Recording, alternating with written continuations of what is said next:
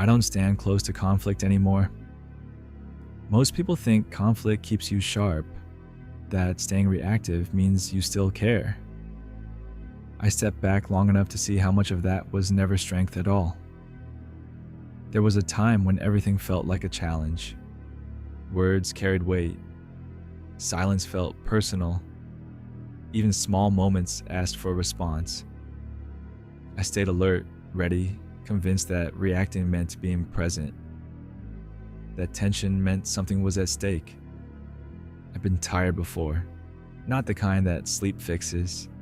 The kind that comes from explaining yourself too often, from replaying conversations that already ended, from carrying arguments longer than the people involved remembered them. At some point, something shifted. What I thought were enemies were never really people.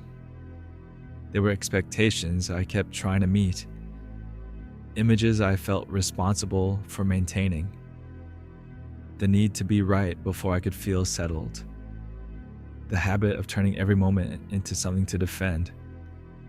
That realization didn't feel peaceful.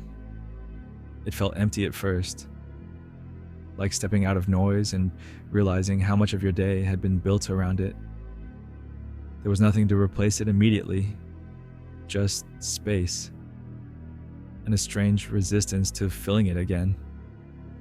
There are still disagreements, still misunderstandings, still moments where an old reaction shows up out of habit.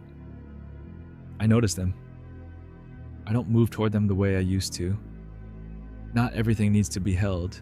Not everything needs to be answered. Some things only exist as long as you give them your attention. I don't need to fight anymore. I don't need to prove anything. I don't need to keep parts of myself sharp just to feel alive. What it cost was the version of me that needed opposition to feel real. I have no enemies.